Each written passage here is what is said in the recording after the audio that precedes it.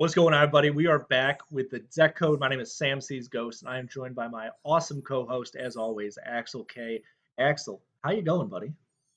Man, I'm doing good. I've had a lot of fun today. I actually posted a new video on my favorite deck of all time, Face Hunter, which the listeners to this are very, you guys know how much I love that deck, so it's been a super good day for me. Yeah, I actually haven't touched the game of Hearthstone. Aside from 5 games, I went on EU and played Poison Rogue. That deck is stupid.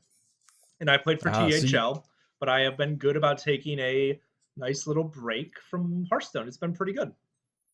yeah, so you were you were the problem, right? You played the Poison Rogue, the I most evil deck in the meta. It is, and I played it against like Silver 5 people on EU. That's good, man. A lot of mages, a lot of mages in Silver 5 for some reason. Don't really know why, but there were a lot of them. Yep, I did climb on US to, I think I hit Platinum with Musaki Mage, and Mage was the most common deck in my entire climb from Bronze to Platinum. It's so weird how like ranks are different, right? Like in Legend, when I was playing, it was Rogues and Druid, but if you go down lower, it's Mages and Warriors. It's bizarre.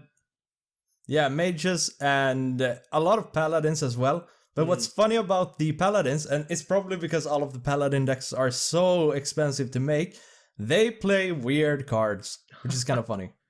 I want to hear about those weird cards, but before we do go any further, I want to remind everyone to leave a like and subscribe to this channel. I actually have stuck to my guns and am making content again. I put up a recent video called Getting Competitive in Hearthstone, where I go through a week of my competitive play in THL and some qualifiers. There's some spicy games in there. And also Axel's channels in the description below. And this episode will be a little different. We kind of want to, I think, me personally, now that I am making content again, want to kind of be more consistent with this. When we started, with the idea was to do every 2 weeks. I think we want to stick to that, but I want to just kind of keep my own momentum going. And I know I love talking to Axel. I love hearing his thoughts on Hearthstone. And we're going to talk about Hearthstone. We're going to talk about the nerfs. But also, Axel crossed a massive milestone in YouTube content creation, and he hit 1,000 subs. So, Axel, congratulations. Hey, thanks a lot, man. And thank you to everybody who's been supporting me. You know, I have a lot of regular people who are talking and not talking on my channel, and they will always have a special place in my heart, because people have been helping me out so much, and I think a lot of them has been helping me not just because they think the content is good, but because they like me and they are just very charitable. So yeah, really means a lot. Well, you're an incredibly likable dude, Axel. So I totally get that. And that's what I was fishing for. And then we're gonna end just kind of talking about what our general thoughts on Hearthstone content creation. Axel did say before their show he wants to talk about my channel. I think we'll talk a bit about what I plan to do, but I do want to focus more on him and his milestone, and also the nerfs. So I think those are the more important parts of this episode. And then probably in a week or two, we'll come back after we get a good idea of what the post-nerf meta looks like to just kind of discuss it and discuss what we're playing. Yeah, a whole bunch of new stuff and a new meta. I'm super excited about that. I'm really excited for the new meta. Roguestone, as I've heard it called on Twitter, is not my favorite.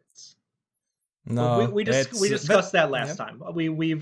I've aired my grievances. I just think, I know that there's that Zacho meme where he's the Doomsayer, but I kind of feel like I saw it coming also. So I also want to be the Doom. I want my head photoshopped on a Doomsayer. Also, you can do the other one. I can be the impatient Doomsayer or the vindicated one. I just want to be a Doomsayer. That's all I want. Yeah. Okay, so here's the thing. I'm just gonna coin this, and then we get right into it. Okay. The new Poison Rogue that runs Wild Pawn Null and runs Garrote. It's like a mixture of all the rogue deck. Yes. That's Garrote and Poison and Thief. It's Franken Rogue's Monster, right? That's the name of the deck. Yeah. No, I totally agree. I really did stop, like, after I think it was 2 Vicious Syndicate reports ago when they were like Maestra Poison Rogue became a thing. I was just like, I'm done. I can't auto concede to Maestra Poison because I don't even know it's Poison Rogue anymore. I just know it's something. Yeah, but do you know what's kind of cool with the Maestra Poison Rogue while running it together with Thief Rogue? Is that the Maestra actually kind of does her real purpose, because you're not ready for which one it is, because you don't know if it's gonna be Poison or if it's gonna be Thief. So it's a little bit of trickery in there, which I actually appreciate for just kind of the flavor of it. I do like that every class is represented on ladder now, because every rogue is every class. So every class has a high play rate right now. Yeah. But yeah, let's get into the nerfs. There were a lot of nerfs announced. I'll link this in the description below, but you can find this right on the Hearthstone blog websites or right in the launcher. And there were some wild nerfs too that we're not going to talk about. We'll say what they are, but we won't really discuss them. And there was one buff as well. Yeah. So we're just going to go down the list, starting with Shadow Crafter Scabs. He went from just so in case you've been living under a rock, Shadowcaster Scabs is an 8-mana hero card that says return all minions to their owner's hand and summon 2 4/2 shadows with stealth. You also gain 5 armor, and your hero power becomes 0 mana. Reduce the cost of a card in your hand by reduce the next card you play by 2. Yeah, but it's a 7 cost right now. Yeah, right? 7 cost. And then bump it yeah, up to 8. yeah. I'm looking at the post nerf version. Yeah, it was a 7 cost. It is becoming an 8 cost. You're right. Yeah. What do you think about it? I think it's still so much value. Like, it's still a good card. You get a 0 mana hero power. You get a board clear. You get minions with it. It's still good. It still has a ton of value. It comes down slower though. So yeah, and a lot and of that's I think yeah. Yeah, sorry. A lot of times, a lot of the decks that are being pushed off the board by Rogue, like decks that put on pressure, can put on enough pressure by turn 7 to end the game that turn. I've found that a lot with like Beast Druid especially. Like Arbor Up comes down next turn, you would win, but then they vanish. This slows that down for a turn. So I think a lot of board-based decks can kind of fight back against this and put enough pressure on the rogues where Scabs being 1 mana more is still an issue. Yeah, I totally agree. And what I like about this is that I think it's still gonna be a good card. Yes. Because of how powerful the card is in and of itself. And this might actually, just kind of personal worries, it's kind of nice that this will probably take care of those super greedy fatigue decks, because I was a little worried that ladder would be just filled with stuff like Death Rattle Priest and such. And I think it's still gonna be powerful. Like, you're gonna be able to send those back to the hand, which is huge. Yeah, I think, and this is, I won't say this every time, but I think people really do underestimate how much a 1 mana nerf is. Like, it happens every time there's nerfs, and this is going to be no different. I still think you're right. It's still going to be a powerful card. The Vanish effect is not in standard for a reason until now, but I still think this is powerful, but it's slower. And it being slower is going to make its already bad matchups worse. And those matchups that were 50-50, 55-45, like Beast Druid, probably Face Hunter, if depending on how that goes. I don't play that matchup a lot, but those board-based matchups that were 55-45 or 60-40 are now going to be closer to the 50-50 mark, or even less, or not favorable for the rogue. So I think this is good. Yeah, I think obviously, like, for the Face Hunter matchup, that's it. It took a while for me to even realize that Scabs was a problem, because you usually not come to that point. Either he would kill you before turn 7, or you would kill him. It's kind of that's usually how the matchup goes. So I don't think it will make any like super big difference in very aggressive very aggressive matchups. But I think, however, for the if you want to use some illegal terminology, I think that mid-range matchups will definitely be better for the other deck than the rogue. I think Paladin. This makes Paladin much more favored now. Yeah. For example, if we're talking like Paladin's like the marquee mid-range deck in the format right now. You know, it's not mid-range per se, but it would, if you want to give like boil it down to the most basic terminology, it's probably the most mid-rangey deck. I agree. Beast Druid also. Taunt Druid, I think the next nerf we talk about is going to help out those board-based matchups also. But I do want to say also, Scabs being a turn slower for Poison Rogue is really good because they can't get online on turn 8 now, right? They can't hero power Guild Trader spell dead. Yeah, That has to wait till 9. And there's another nerf to Poison Rogue that's going to slow that deck down even more. I want to hear your thoughts on Poison Rogue once we get to that card, though. Yeah, of course. But yeah, I think that's it. That's it for Scabs. I'm super happy about this nerf.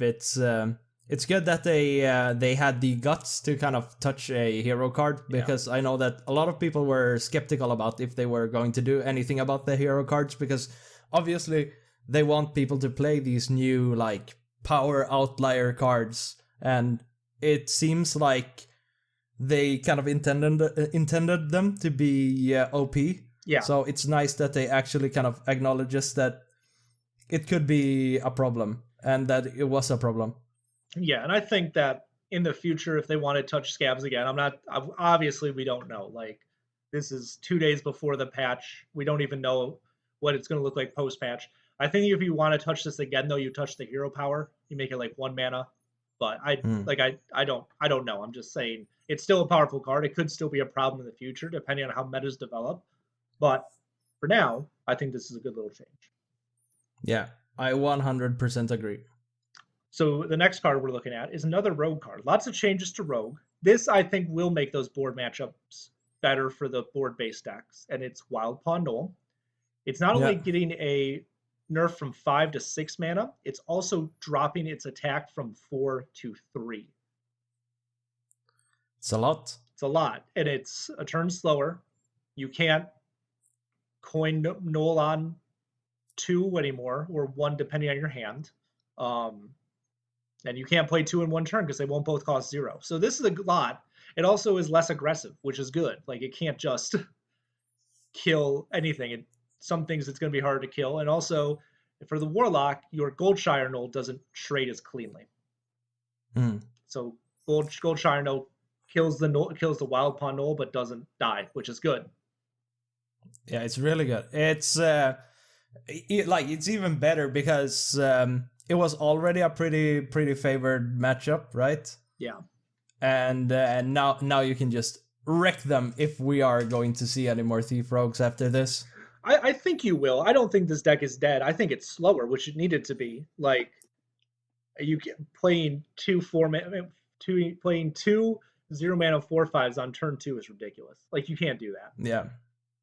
But no. With Rush too, right? So I kind of think that them slowing Rogue down by a turn, probably just a turn at this point. Maestra is still viable. You don't need to disenchant your Maestra.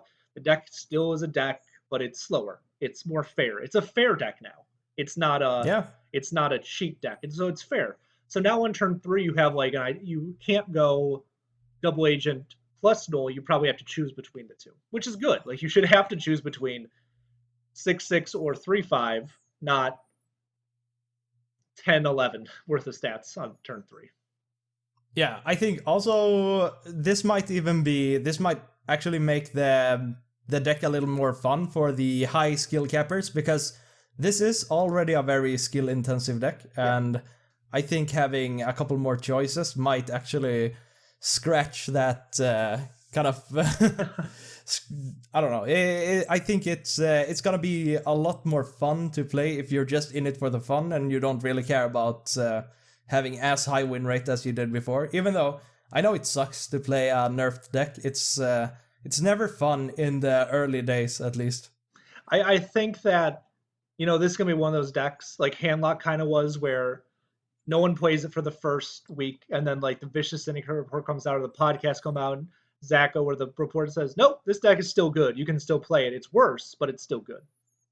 Yeah, but Handlock was, it was a total sleeper for a while. It still is a bit of a sleeper, I think. Yeah, it does. It loses to some decks, like Fell Demon Hunter. Like, there are some matchups you don't want to see on ladder, especially Poison Rogue right now. But I think after the nerfs, Handlock's going to be good, especially if Druid becomes popular, because Handlock destroys Druid. Yeah. So, but yeah, I don't have a lot more thoughts on this. I think the big takeaway is that Thief Rogue will be slower, which is good. It should be a little bit slower. Yeah, and I think a lot of people think that this nerf might have been too much. I'm not super sure about it. I haven't been super invested in Thief Rogue to begin with. Yeah. But just from the outside, it feels kind of fair. But I would totally understand if you play Thief Rogue a lot and you think that this nerf is a bit excessive, especially since Scabs is getting nerfed as well. So I can totally understand people who don't like this. I definitely saw the 6 mana coming. The 3 attack was a little surprising to me, but I'm not going to be against it. I like it a lot. Yeah. Okay, and this is the last rogue card that's getting nerfed, and that is Cloak of Shadows. Went from a 3 mana spell that said give your hero stealth for 1 turn to 4 mana. Huge nerf. I think it's a huge nerf along with the Scabs nerf. We kind of talked about this last week. If it just went to 4 and Scabs didn't get touched, it'd still be powerful because you could go 5, 6 Scabs. Now you can't do that. You have to go 6, 7 Scabs. Yeah, and then you might already be dead, right? If your opponent is playing a lot of stuff on board, especially with that when the null can't protect you as much. Yeah, and I do want to hear your thoughts on this. I know you like this. You've played this deck a lot. I do want to read the dev comment first. Yep. They were very happy with Poison Rogue being a niche player in the metagame to beat combo decks like Quest Mage and Warlock, for example. But it's the play rate and current. The play rate is higher than expected. The power level is higher than expected, especially when Cloak of Shadows combined with Shadowcaster Scabs. It's frustrating. So reducing the power level of both should bring it back in line to where they want it. Yeah, I think that makes sense. That makes a lot of sense, you know. It's I think Poison Rogue is always when Poison Rogue can kind of play against honest decks, let's just call them honest decks for the sake of it. Yeah. Or like real decks. I think that's a problem when they actually can consistently win. So right. I think this nerf is very. I think it's a very good nerf, even though I absolutely love this deck. You know, when the weapon-based deck that does one thing, hit the opponent in the face, can beat the class that plays Divine Shield taunts consistently, that's an issue. Yeah, and I think even if you love this deck, I think you have to be kind of honest with yourself and see that it needs a change for everybody to have a good experience, not just you. Yeah, it's if we're talking about solitaire decks, this is a solitaire deck. This is like the most solitaire decks I think I've ever seen. This and Mozaki Mage, which we'll talk about in a second. But yeah, this, I'm glad Rogue is being toned down. I'm glad Poison Rogue probably won't exist as much. So maybe I can enjoy Hearthstone a little bit after the balance changes. Yeah, and also I think that a big blow that this deck takes is not just that you can't use it as early as turn 3, because you usually don't want to use it on turn 3. Just having that mana increase will kind of slow you down a lot, because this deck was very good at spending all of its mana, because you could like prep stuff and you would usually end your turn with a lot of cards, a lot of damage, and 0 mana left, right? And I think it's kind of nice. We are probably going to see more Poison Rogues floating a little bit, floating some mana now and then, which I think is I think it's great. I think so too, and I think that we're gonna see a lot less Poison Rogues after this, because the deck that they really beat is getting nerfed too. We're gonna skip one card and we'll come back to that one. But Incanter's Flow is getting nerfed again. Yes. Went from a 3.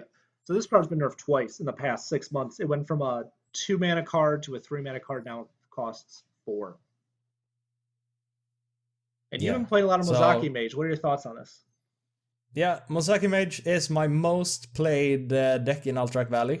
And man, I love this deck. It's I think it's the most fun. It's actually one of my favorite decks of all time. I think it's that much fun because I have never, during my like 300-400 games of this, I've never tilted even once. It's just, I don't know what it is about this deck, but it kind of, I don't tilt when I play it, which is just a super good experience. So even if I go like below 50% on a session, I will end it with a smile on my face. So I am obviously very sad that flow goes away and that it's gonna, I think this is the death blow to Musaki Mage. I don't think we're gonna see any Musaki Mage after this. I'm sad for personal reasons, but for like the greater good, the meta game, this is a really important and a good change. Yeah. So I think I've said this before on the podcast, but when Spell Mage first came out, like in Ashes, when it wasn't a good deck, like it was a bad deck, but like you were just playing spells. It reminded me a little bit of Spell Hunter. It was fun. And then Deck of Lunacy came out, and that wasn't fun. Yeah. And then No. Quest Mage came out. I didn't mind Quest Mage. I think Quest Mage was a very beatable deck. It was annoying, like especially if like they did all the things really quickly. But it was still it was okay. It was, but then like Mozaki just to me kind of feels like I didn't put Mutanus in my deck, so I can't win. I don't know. I'm happy this deck is gone. I think now that this is out of the meta, now that Poison Rogue is out of the meta, we don't really have any huge OTK decks that are going to be super viable. Garrote maybe, but Scabs is going to hurt that. The Scabs nerf is going to hurt that deck a lot. I just think we saw the residual leftover of the Stormwind meta, and now we're kind of moving away from that, which is good. And I think that even if Mozaki Mage is still a viable deck, people will be less likely to play it because of this nerf. So I feel bad that Mage won't really have a very viable deck in the meta. Maybe Ping Mage, but probably not. But yeah, I think this is a good nerf, and I'm happy to see the Stormwind meta kind of go. Even though I think in our discussions we said it was a interesting meta because it was made players better. I think it made me a better player because we were kind of forced to be better players and think about our plays and really focus on how do we beat this deck that isn't necessarily doing things that we're accustomed to, you know? So I'm sad to see that go, but I'm ready for like a fresh new Alterac meta. Yeah, and in the Stormwind meta, of course, I think that the biggest thing is that we all developed very good execution, which is bigger than I ever thought in Hearthstone. Like, it's a more important thing than I thought before. Yeah. But speaking of kind of just a little note about this nerf is that they really had some foresight doing this, because even though Musaki Mage, because it's not really a super high tier deck, this deck would be out of control if there weren't any Poison Rogues to kind of control it and hold it back. So since they nerfed Poison Rogue, they kind of had to nerf this. Yeah. Or else we would have seen like everybody would play Musaki Mage 2 days from now, right? And I think they've learned that, because remember this time last year when they went on holiday and they nerfed Highlander Hunter and Soul Demon Hunter, but Evolve Shaman was like the deck. Yeah. They've said in interviews that we should have nerfed Evolve Shaman also before that. So I think now with that in mind, they're like, okay, in the future, we're not just going to nerf the cards that are problematic now. We're going to also nerf the cards that could be problematic after this. And I think you're right. Cander's Flow. But I think Evolve Shaman wasn't super written on the walls where Mozaki Mage was written on the walls. Yeah. But yeah, I'm kind of just happy that they did it. So tomorrow, and while I'm waiting for the patch, I'm gonna be playing a lot of Musaki Mage just to get it out of my system. Are we gonna get a video? I don't think so. I might do something like I recently did Musaki Mage, that's why. So I think I might do something different, like a long play or something, where I just show some losses and some wins and just go for like an hour, but I haven't really decided. Okay. And the last standard nerf, we know there are wild nerfs. We're going to just say what they are. We're not going to talk about them too much. The last standard nerf is to the Pirate Warrior quest line, raid the docks. The second step of that, create a distraction. It used to be play 2 pirates, deal 2 damage to 2 random enemies. Now it is play 3 pirates, deal 2 damage to 2 random enemies twice. Yeah. Unplayable garbage. No. But yeah, what do you think about it? What do you think about nerfing Quest Warrior? I definitely think that Mage and Warrior, like we said earlier, were kind of very prominent at lower ranks. I think that this is gonna. I don't think this is gonna kill Quest Warrior. I'd hope that in the mini set, Warrior gets another archetype or gets like the Shaman treatment from Wailing Caverns, because right now Warrior really only has Pirate Warrior, and that deck is not that good at where we play. So I'm kind of hoping that I don't think Rush Warrior will come back, but maybe they do something with the Charge Warrior archetype they were kind of pushing a little bit. I think this is a good nerf. I think that the second phase of the quest was the most powerful, and this slows it down. It slows it down in standard from Rokara getting online turn 7 to probably turn 8 now, which means a lot. That's a lot of time to fight back against before the Juggernaut comes down. Yeah, and also kind of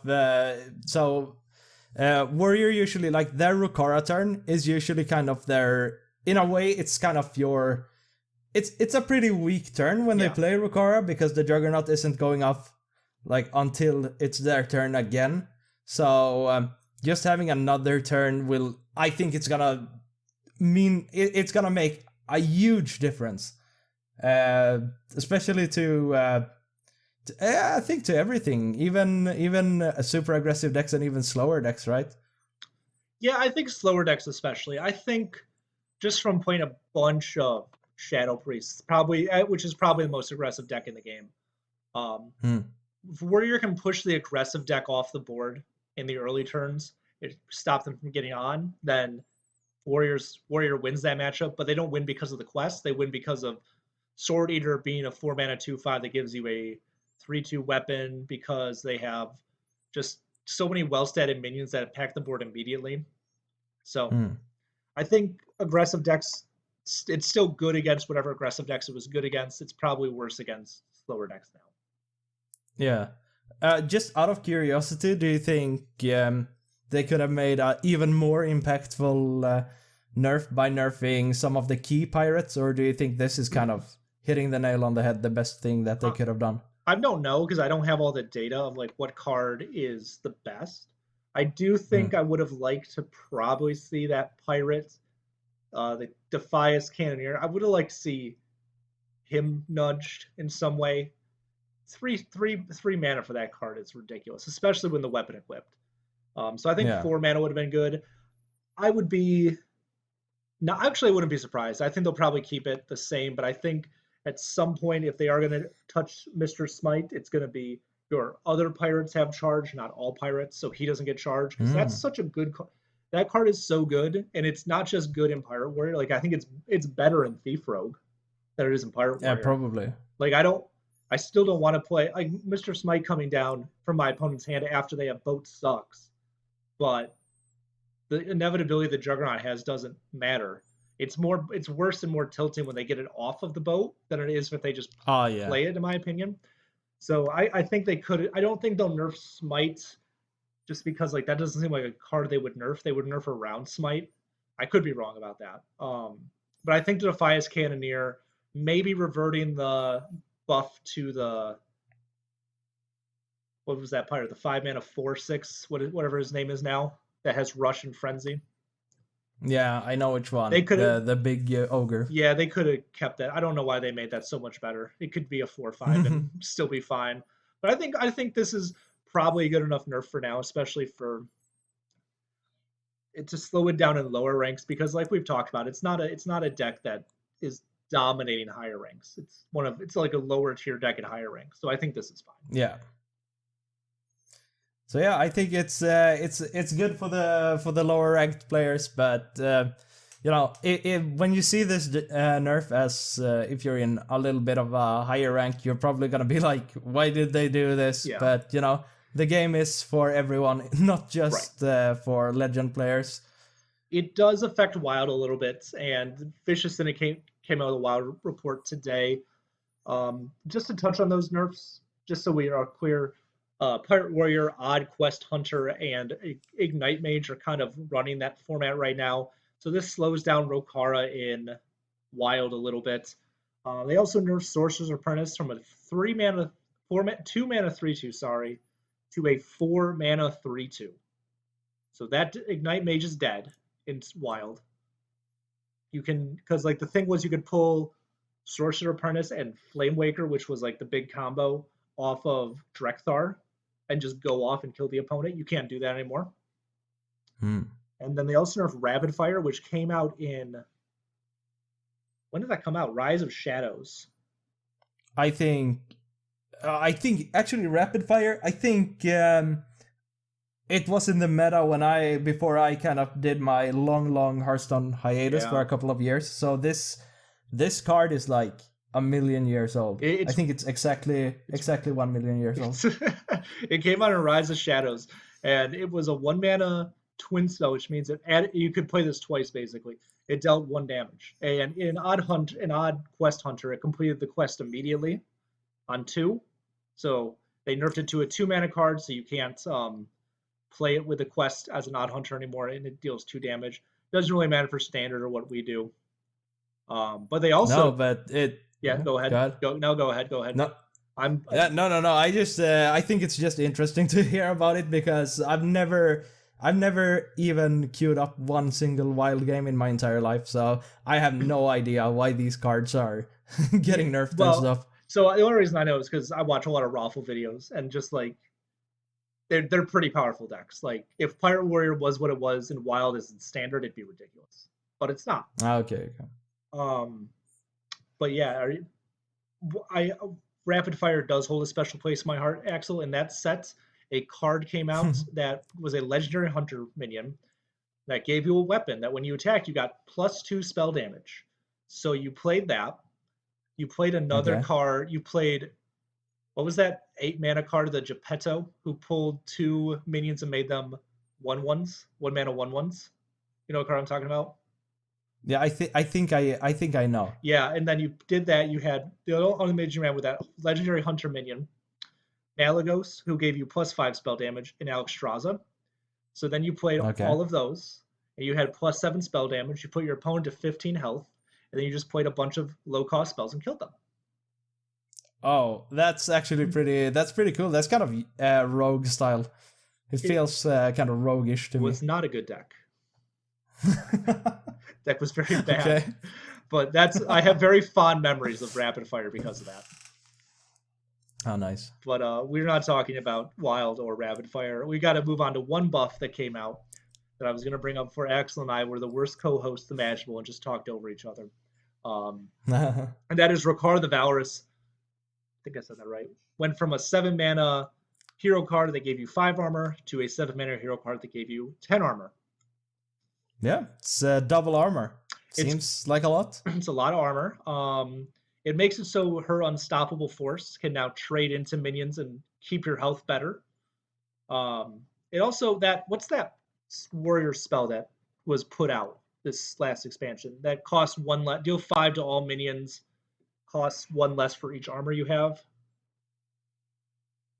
Oh, I'm not a warrior guy, man.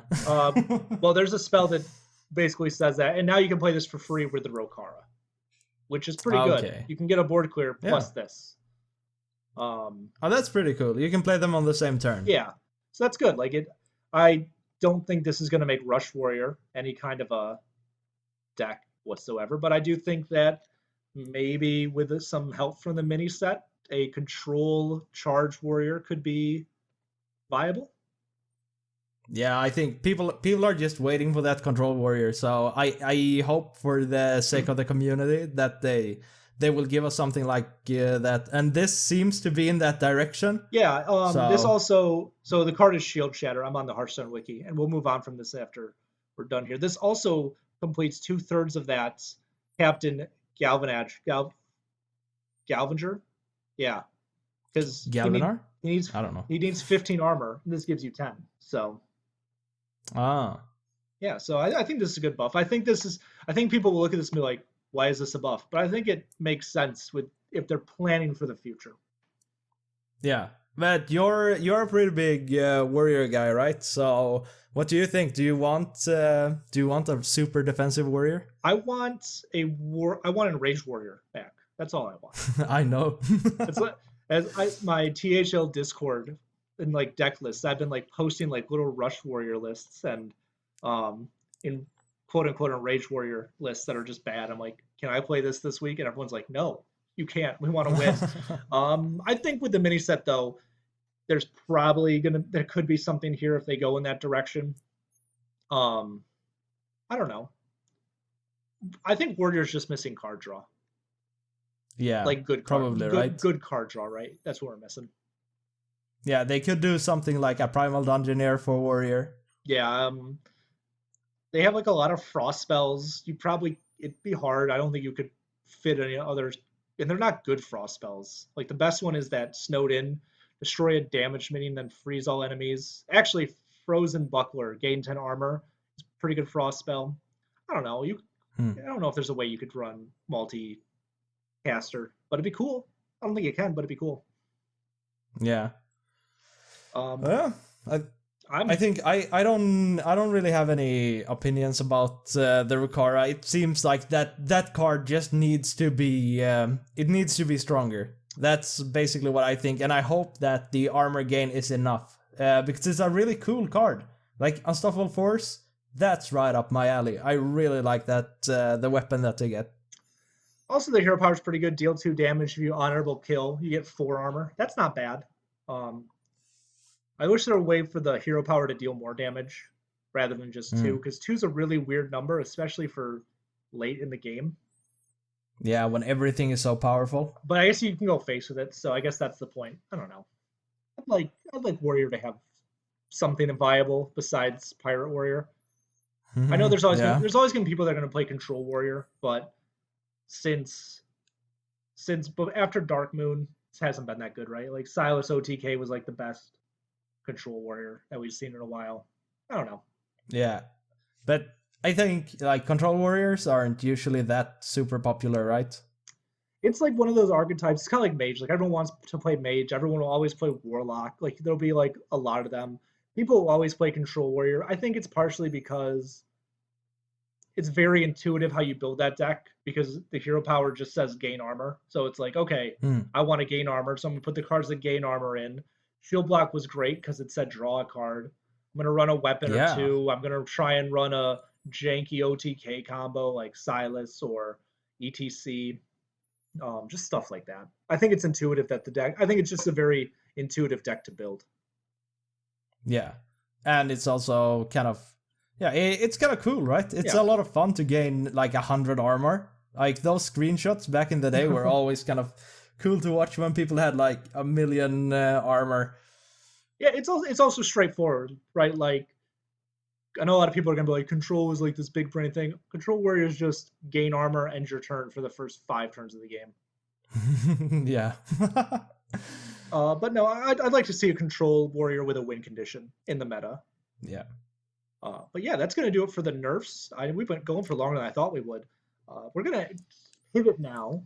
So thanks for sticking around this far. But we want Axel, like we said earlier, got 1,000 subs on YouTube, and I kind of wanted to sit down with him, pick his brain, and because I'm making some content again, kind of steal some of his ideas and become a better content creator myself, and also just kind of talk about where he might be going in the future, what he has planned, and just kind of celebrate that a little bit.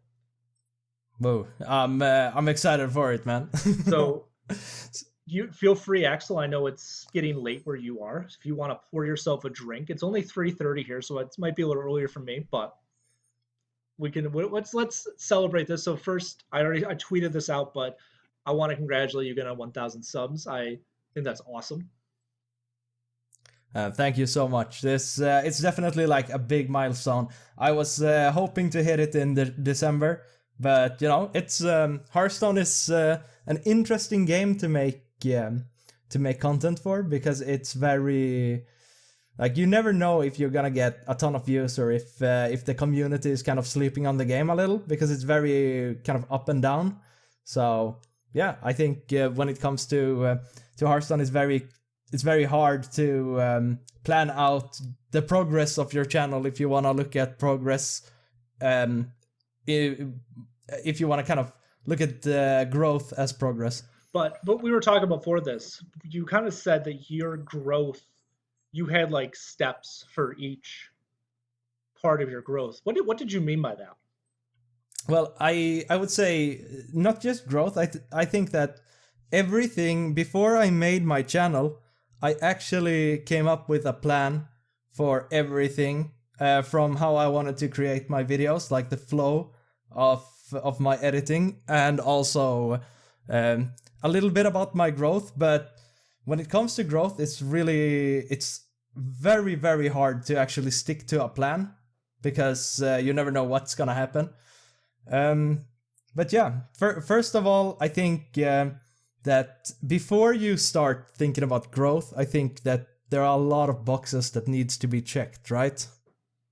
I think editing needs to be done. It doesn't have to be necessarily very good, but it has to be done. And I think that just kind of having a pretty good upload schedule is like very important.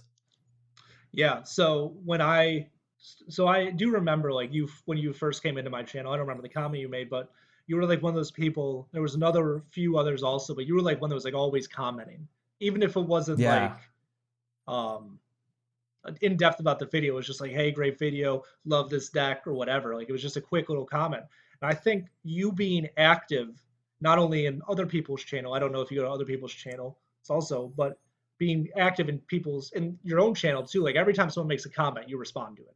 I think that's super important to retain your audience, you know. Definitely. Oh, definitely. And I think it's the best part of it, right? Chatting with people. I don't have anyone in my outside of online that plays Hearthstone, so I don't have anybody who wants to chat about Hearthstone. So just having somebody talking about the game is just huge. So I think I actually kind of have to hold myself back sometimes when people comment, because I just want to talk about the game so bad. Yeah, no, I think that's why this is kind of a good outlet. Like, we DM most, like, at least once a week about the game, I would say. Yeah. But I think this is a good outlet for both of us to kind of talk about the game, especially someone like me who just loves to talk. Like, I obviously love listening to my own voice. Just listeners know that just by how much I talk.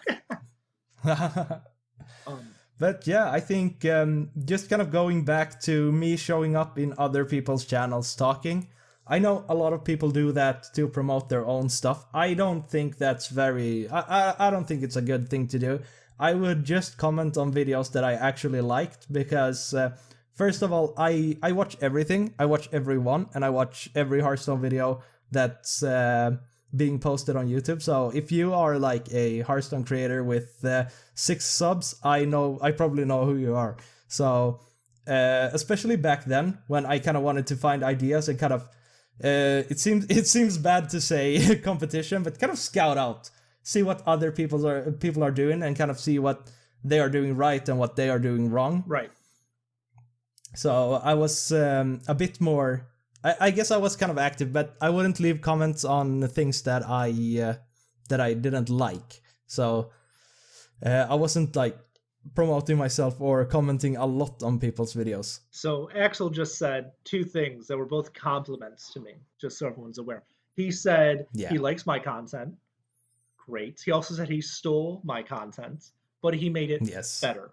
Because I mean, like, I mean that's, I know that was a joke, but I do mean it seriously. Like, I think like, if you look, when I know this is about you, but I'm using myself as an example. When I started making content, ours were kind of similar, but I think, like, in terms of production, in terms of just how you talk about the game and the deck, yours was miles ahead of what I was doing. Like, I was just sitting down and talking. You were playing the game, you were discussing the deck, and I think when you make a video, do you? Oh, I'm gonna have to shoot my charger here in a second, Axel. I might have to may do some fancy post editing. But when you make a video, do you think about the who's your target audience? Is it everybody, or is it like maybe a lower rank first time trying to get legend player? So it's mostly low rank people, but I think as my channel has grown, I have picked up a lot of higher level players, and I think actually like most people who are commenting a lot on my videos are people who are better than me at the game, which is kind of interesting now. But I think that even though my videos are mostly, at least I do kind of a pretty in-depth breakdown of the decks I'm playing every single video, and it's always 2 minutes. So I try to kind of hit the most important stuff, and then kind of some mid points of the game, strategies for that in the decks, and just kind of talk about things that I've never heard other people talk about. So it's definitely for lower ranked people mainly, but I think there is something for everyone. So when you make a lot of different decks, like you don't play just one deck. Like you kind of like watch some content creators and they have maybe like 2 or 3 videos of the same deck, just because they do like a stream, they pull it off their stream, like, oh, okay, here's 4 games that we can pick from. We'll put 2 in one video and then 1 in the next one or whatever. How do you pick the variety of decks that you're playing? Like it changes. Like you don't play the same deck back to back very often. No, and this is kind of where a plan comes into it. I will usually play the best decks in the meta first and foremost, unless there's something that I kind of dislike playing, because I don't wanna be kind of unauthentic when it comes to, because I like to in the videos hype the deck up a lot, and I like to talk about how much I love the deck, and so I will usually not, unless it's requested, play something that I don't think is fun. But what I will usually do is I pick 4 or 5 high rated decks, or like high meta, very good decks, and then after I've done those 5s, I will usually do a revisit, and then we have 10 videos, just kind of with very little planning, I guess. And also, as I play them more, the guide part will obviously be better, even though I have to say a lot of things over and over again. But yeah, it's mostly just very good Hearthstone decks, and if it's not a good Hearthstone deck, I will be clear that it's not a high tier, just because I definitely don't want to be dishonest about that when it comes to people's dust. Do you make your guides? Do you have like a guide in mind when you make the video, or do you play your games first and then put the guide out, or then write the guide?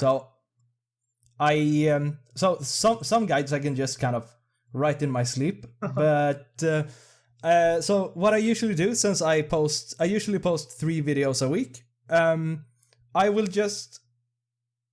do all of my videos in one go, recording, writing the script, and editing all in one session.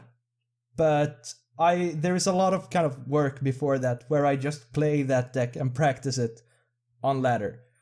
And as I practice it, I think I will pick up some tips and tricks naturally, so that I will just kind of keep in mind for when I write the guide on the big day of posting. Yeah, so one thing I found when I was doing it, like, do you record the games? You don't do a voiceover of the games, right? You just kind of like record yourself playing the game and like talking over it. Yeah, it's like a stream. Yeah, I couldn't, when I was doing that, I just couldn't. Like, it got to the point where I was like, I can't talk and play this game at the same time. I play so much worse. So I would like just record a bunch of games and like mark down the ones that I thought were good. I just do a voiceover afterwards, because my win rate would just be so much better. Yeah, I think that's a pretty cool. I think you can add some really cool flavors to that, and you can actually make a video where the gameplay has higher value if you do that. But for me, it was just one of those things that I had to practice doing, because it was very hard in the beginning, and still I play way better off cam than I do on cam. Yeah. But because it's this very interesting thing. So I don't have I basically don't have any dead air, which means that I will talk throughout my entire video. And it's very hard because when you want to do that, you kind of want to shut off your brain a little bit so you can just start kind of talking about everything and anything and not think too much about what you're saying. But Hearthstone it's a thinking man's game. So you have to think at the same time. So you have this kind of weird back and forth in your head where you're trying to kind of shut thinking off as much as you can and just talk while you still have to make some pretty like hard decisions. No, I agree with that. Even though all the Reddit comments tell me that the tier 1 decks are brain dead and you don't need to think to play them, you just play them and get to legend. Yeah, of course. It's super easy, man. I think I know, but yeah. I do think that your channel is something special. I think a lot of players, a lot of content creators, at least the ones I watch, are all kind of like, hey, here's this cool combo you can do, or here's this stream highlight. I think you and like very other small content creators are really hungry to like make good content, and you're like one of those people. And I think even though you made your channel after I made my channel, I look up to you in a lot of ways as a content creator. I'm like, oh, what's Axel doing? Damn, this is pretty awesome. He's really good at this. No, thanks, man. But it's I also have kind of a greater goal like in mind. I like the Hearthstone community a lot, and but there are a lot of things that I don't like about just Hearthstone discourse. Yeah. And I have some. I'm trying to change it a lot. I'm trying to change it, or I'm trying to make my own community. That's kind of in line with my way of thinking and with the approach I want to kind of take to the game. So that is something that has always driven me like a lot, that I want to create this space where people who actually cares about the game and actually thinks that the game is fun and aren't this is gonna sound really mean, but I think that a lot of people are stuck with the game because they don't know what else to do. And I want people who are hungry to play the game and who really enjoys the game to chill out in my community and just have a good time. Oh, I think you're really. I have a few comments I want to make. The first one is I think you're good at that. I think the people that do interact with your videos, and I know the Discord isn't as active as we'd like it, but like people in the Discord are like, but that's also like it's hard to maintain a Discord. So I'm not. Yeah, I kind of gave up on that. I'm not criticizing you at all with that. I think when that was active and people were talking, I think people really liked it. And they were discussing the game, even if I did have to yell at somebody about Shadow Priest once. But I also think that's good, man. I want passion, so that's good. I also think though that you're right about people sticking with Hearthstone because it's what they know. Hearthstone, we're gonna veer off. We'll come back. We'll come back. I promise. So stick with me. Yeah. Hearthstone is a easy to pick up game. It's an easy to play game. They don't like. I've been tinkering around with Yu-Gi-Oh! Master Duel a little bit. I have to read so many words on a card. It's ridiculous. I hate it. Yeah. But Hearthstone is like Rush. Once you know what Rush does, you know what the card does, right? Yeah. You're good to go. And there's like 10 words on there. It's great. My small brain can handle it. So, and I think even like with this break, I have been playing some other games. I've been playing a little bit of Fallout 4. I've been watching some other content, some Skyrim and Fallout content. It's good stuff. It's fun to watch. But Hearthstone is really easy to pick up, and because it's so simple, I think it's easy to really turn your brain off and just use as background noise. I've done that before a lot. Yeah. But coming back to you, I'm just trying to give the reason why people may not want to leave Hearthstone, why they may be frustrated with it, and just I think that's the main reason. It's easy to play, easy to come back to. But coming back to you in the future, what kind of content are you looking to make? Man, it's right. So right now, I'm just sticking with my current uploads because one, I really like doing it. Two, people really like watching it.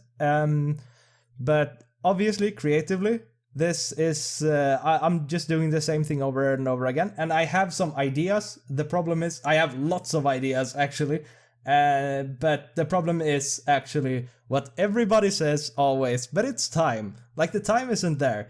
These videos that I make right now are really precious to me, and it's something that I really want to pump out as many as possible. I would do them every day if I could, but there are definitely other things that I am very interested to do, especially with Hearthstone. Like I'm writing a lot on my own, kind of video essay style stuff, and I have cool kind of not I guess you would call them like video essays. I have a lot of them in my mind, but of course it's very time consuming, hard to put together, and it's something that I really wanna kind of figure out. But I'm gonna need a lot of time to kind of figure that out if I'm gonna put out things that I would be very proud of. Also, if I can, streaming would be a lot of fun, and I also have some ideas how to make a Hearthstone stream unlike any other Hearthstone stream that you've ever seen before. I'm excited for that. Yeah. So I just gotta kind of figure everything out. Yeah. Sorry, I'll hop in your stream and backseat. Yeah, man. No, that's exciting though. Mm-hmm. Yeah, so streaming is, I think it's the next thing that I'm looking into, because people have been, like, a really common question is like, hey, where's your Twitch link? And I'm like, I don't have one. What are you looking, why are you looking to the right all the time? It looks like you're reading chat. Well, I usually lie and say that I have notes that I look at, but I'm looking at myself in the viewfinder. Yeah.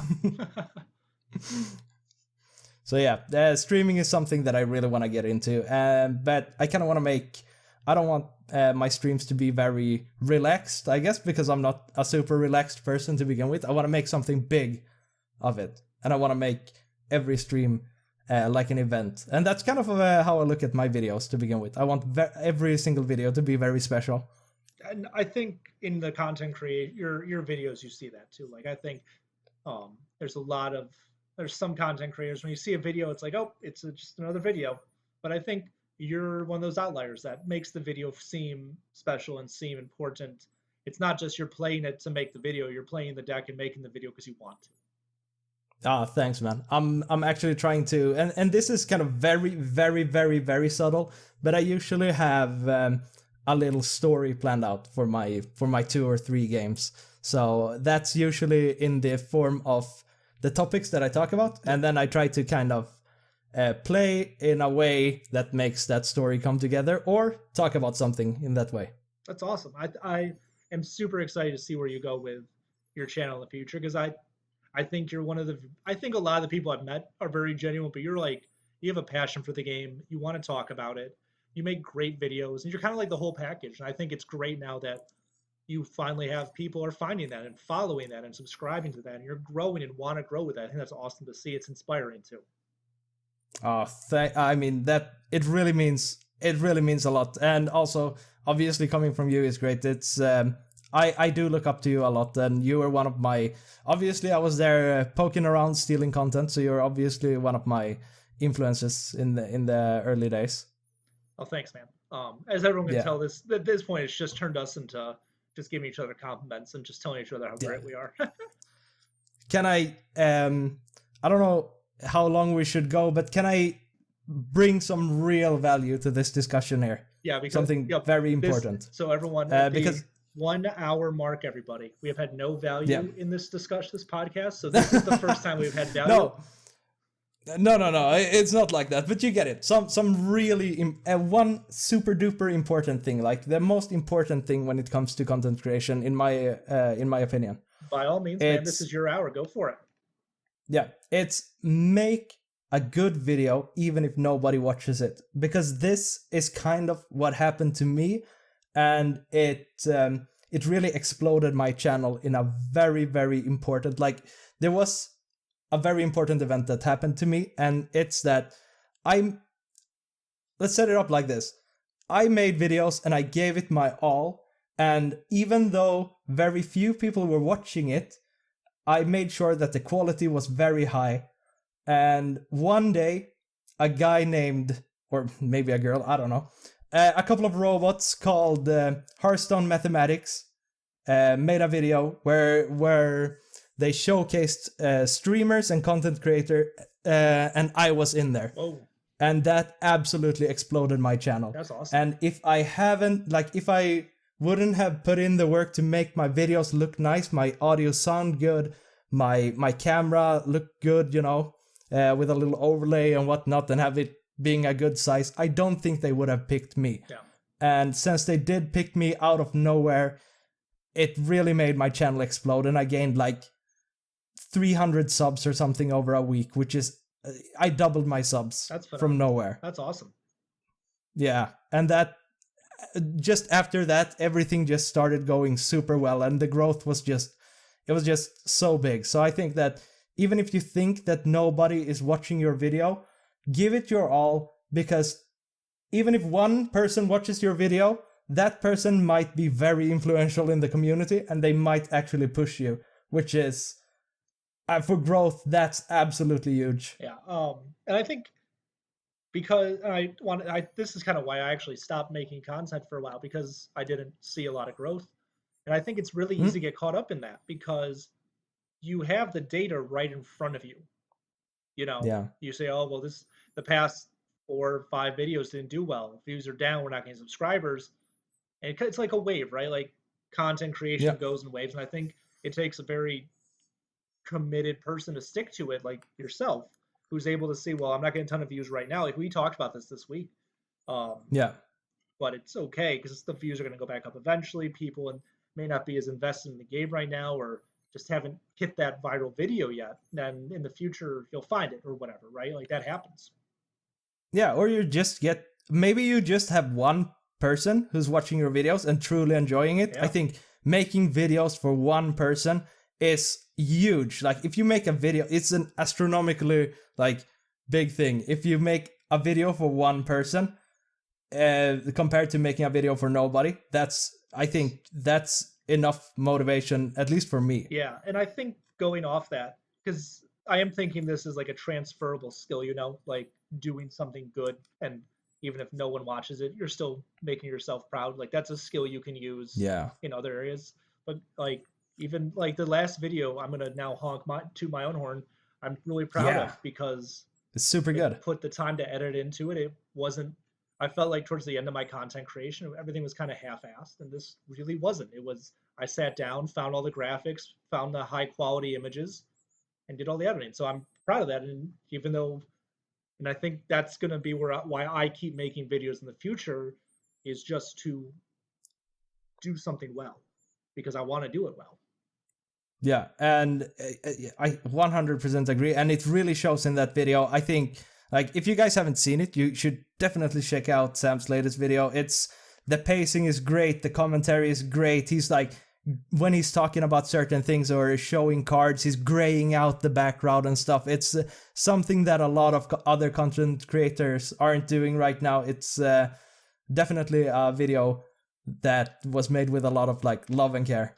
Yeah, and just to wrap up our discussion about Axel, and then we'll move on if we want to. If not, we can end, because I know it's getting late for you, Axel, so you can decide that the inspiration to do quality content came from content creators like AxelK and people I follow on stream, because they put a lot of care into their streams, into their videos. And if I'm going to do it, I want to do it correctly. So I may have given Axel some minor inspiration in the beginning to say, he probably looked at my videos and said, you know what, I can do that, and I can probably do it better. And I was like, well, let's step up. If we're going to make content, if we're going to get serious about it, we got to step up. Yeah, and to anybody who's watching, if you're interested in making Hearthstone content creation, feel free to copy my stuff and build on it. I would love to see something like that. And yeah, I think Hearthstone has a lot of you can do a lot with the game that people aren't. Yeah. And I'm just thirsty to see really good Hearthstone content. Well, I think so too. I don't think there's a lot to say about Hearthstone content. I think it's easy to make if you want to go down like the normal rabbit hole of gameplay, deck guides, stream highlight. A lot of people do that, and a lot of people are successful at doing that. But I think Axel's right. I think the reason me personally got into content creation was to do something different. I was watching a lot of Yugi tubers, Poke tubers, and even some like Skyrim and Fallout videos when I first started. I was like, we can do something different here, and that's kind of where I started. Yeah. Yeah.